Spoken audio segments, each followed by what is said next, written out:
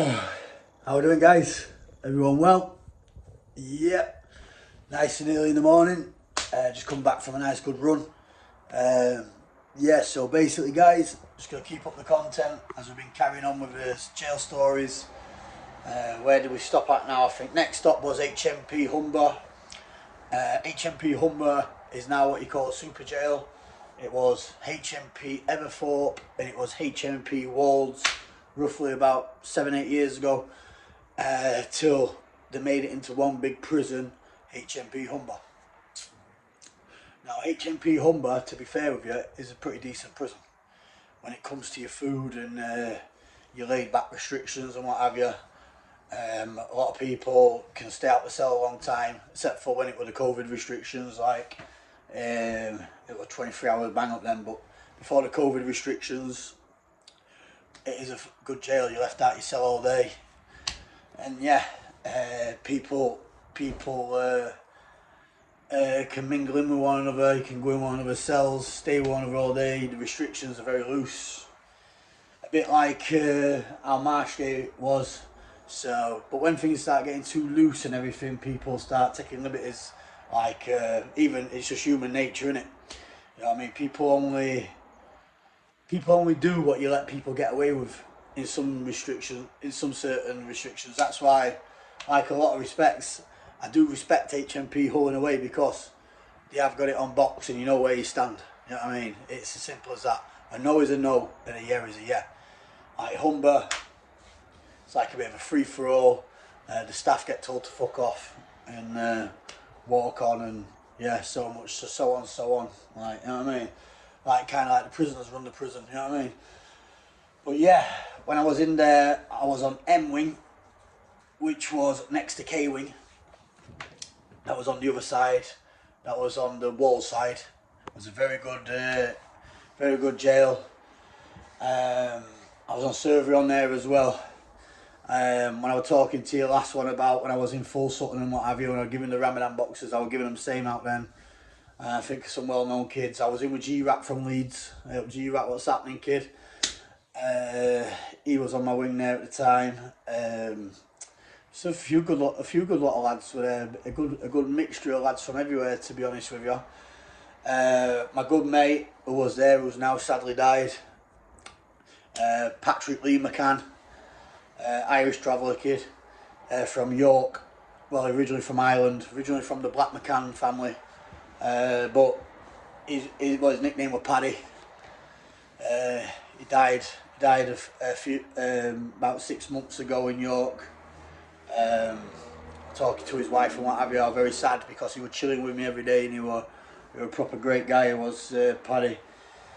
I watched when the trouble really started really in there.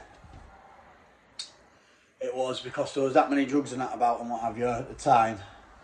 The rice and the spice, because the spice guys has taken over every jail in the UK, and that is without a fact. If you control the spice, yeah, you control the wing, near enough. Unless you better be mind enough to hold it though, because man will run in and tax you straight away, no matter what. If you haven't got the stones to hold it. But yeah, basically what happened when I was in Humber, saying me and Paddy got into it with these two big kids from Birmingham, part of the Brewery Boys. We got the better of them and what have you, and then we both got moved wing. I lost my job on surgery, and they sent us over to the Everthorpe side, and I was put on D wing on that side. Now you can tell the difference between the two sides, because in HMP Humber you can have up to like 3 to 4 landings on every wing. When you get to the Everthorpe side, you've only got 2 landings, like stairs, like how it's set in Marshgate. And very, very quiet, you know what I mean? I personally think that old Everthorpe side is one of the best jails I've ever been in. It's pure peaceful. If you're an old man and you've committed an old crime, that is the best jail to go to. It's just pure peaceful. But like I said, there's a lot of drugs knocking about and what have you. And yeah, not gonna lie, it's easy to get involved and what have you.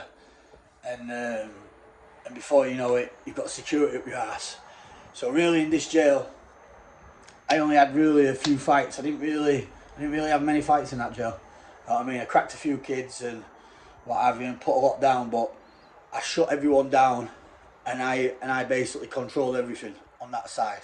I took over. I boxed the jail off. Yeah, but then I got too much when what's his name now? S.O. Pagey with a bald head. Him and his squad and what have you. I was in my cell about 5 o'clock in the afternoon, just after tea time. Boom! About 12 screws of running with shields. Rah, rah, rah.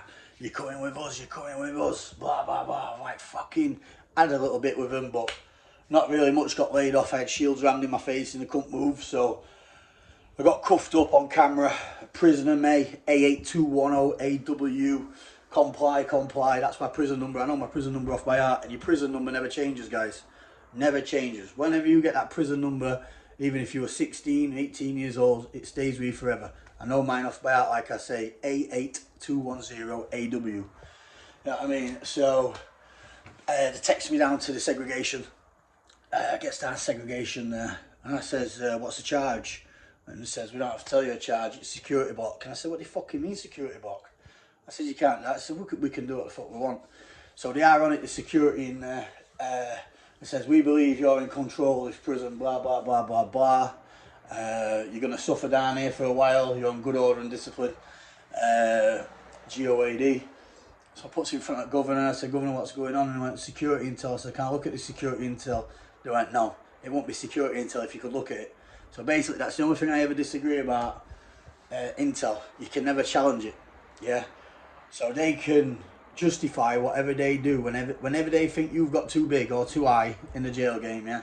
They can come and get you at any time, chuck you in that block, and just basically say, right, yeah, we don't need to prove anything, we don't need to convict you for anything, but we're going to leave you down this block for about 12 weeks till you've gone mentally fucking insane. Because I'm telling you now, I promise you, I have cracked up over a few times in there, and any man will tell you the same. They have. After when you were left down there for over 12 weeks, 3 months with no TV, and you're living in a fucking police cell, basically, you don't get to see anyone, don't get to do up to anyone, you go on exercise yard on your own, they don't let you speak to anyone. It does do something to your mental health. I don't give a fuck what anyone says it does.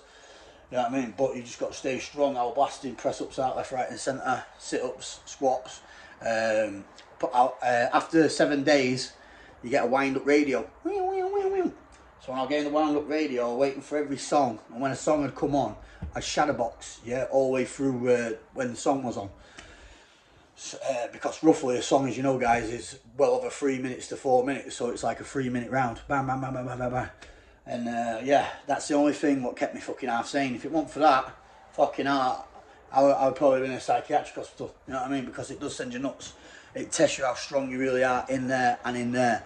And please believe me, it's easy to judge, but till you're fucking sat in that cell for at least over 12 weeks to 16 weeks, yeah, I'm telling you now, mate, you'll see how strong you are up there and in there. And that is a fact, I promise you that. And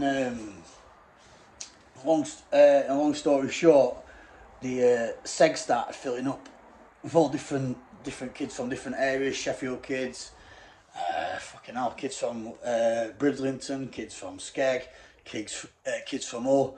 One of my pals was down there at the time. It was a seg orderly, so it was kind of sneaking me things under there. James Collinson from Bridlington, good lad. If any Bridlington kids on here, he was a seg orderly at the time, and he was passing me stuff under. And cut long story short, I thought, fucking hell, it's been over 12 weeks now, and beard's down here. And when I went for my 7 days weekly review with Governor, I said, Governor, I said, this is immorally wrong. Have you ever found anything on me? No. Have you ever got me on camera doing anything? No. Has there any statements been put on me? No. Have there any DNA or forensic evidence on me? No. I said, why am I down here? And he says, look, even this is what Governor said. He says, even security don't give us the full insight. He said, if they want you, they want you. And I said, well, alright, and hurry up and fucking move me out of this jail. I said, don't leave me to suffer for 16 weeks. Give me a ship out. I said, because that's immorally wrong and cruel, innit? And he's like, right, I'll get it sorted for you. Another week down the line, nothing sorted, so I just said to all lads who were down the seg, there was something like 15 spaces down there. So I sorted it out with them all. I went on the yard and I started passing what they call kites, little messages in notes, that thin enough that no one can see. I says, on the stroke of midnight, yeah, when all the night staff are away, I says, smash all your flaps out, smash your toilets off, smash your sinks off, and rip and put your sinks through the perspex of the window and proper fucking destroy your cell. That way, if we all do it at the same time, the waterworks from the flooding of the toilet and the sink would absolutely dismantle the segregation system, yeah? I've done it a few times in a few jails. It's the last desperate move what you can do. And if there's no spaces in the seg, it's what you call ghosting. A bus will just turn up, 1 o'clock in the morning, 2 o'clock in the morning, and then bang, that's it, you're a goner. You can end up anywhere. So I was from Humber side, I could end up in fucking Scotland, I could end up in Wales, you could end up anywhere. So anyway, we did it, we all stuck to the plan, all broke it all up at midnight, every space. And they come with Power Rangers, you call them Power Rangers, yeah? You know when you see them when they've got the big padding suits on and the big hefty padded gloves, bulletproof gloves, the big shield with a mask down, and yeah, that's when they come. Power Rangers, but the technical term for them in prison is nationals, yeah? They're the ones that come in, chuck the flashbang grenades at you and then come in, and please believe me, when they come in on you, they come in on you. They fucking come keen and they don't hold back, you know what I mean? They kick the living shit out of you when they get you. And long story short, so anyway, when we mashed it up, I looked through my window and I swear to God, these were big bastards, yeah? I mean, I'm 6'3" over 19 stone in jail, and these fuckers were coming in at 6'6", 24 stoners, mate. They were fucking beasts, big fat horrible bastards. Do you know what I mean? So, and anyway, there was one kid over at road from me called Sam. He was from Scarborough. Fucking, I forgot his second name though. You know what I mean? But if anyone knows what I'm on about, there's a little wild guy from Scarborough called Sam. Sam Myers, that's him, yeah. Little funny kid, yeah. And a long story short, he fucking chucked a bit of piss on one of them when they went by, fruit flat, and they stopped it. Yeah, and the call, and there's, if anyone's ever been HMP Humber, they have one big block screw down there, who's supposed to be their man, who they all respect. They call him the Rag and Bone Man, just who looks like the Rag and Bone singer. Fucking hell, the kid is about 6'10". I promise you now, about 25 fucking stone. He is humongous, yeah. Big fat, like Rob Cunningham type, who I thought, yeah. He just looks the double of him, yeah. And next minute he's opened Sam's flap, and Sam's only like 5'4" and fucking 11 stone, whatever. He went, "You're getting it, mate." He says, "I'm gonna fucking break every bone in your body." And I'm not gonna lie, I heard him go, "What? Why? Why can't you just ship me out? why can't you just get me gone?" People's asses start flapping. Trust me, it's alright giving it big, man, yeah, but you hear a few lads start screaming in pads as they're coming down, cell from, you're getting beat to death, yeah? And we'll see how much bottle you got, yeah? I was stood there naked. I fucking chucked water all over my floor, everywhere. I was ready. I knew what was coming for me. And fucking, a long story short, I heard him going on Sam. He absolutely battered him, to be fair. I walked out of the broken flap, and they were carrying him with leg restraints and leg arms to fucking paddy wagon.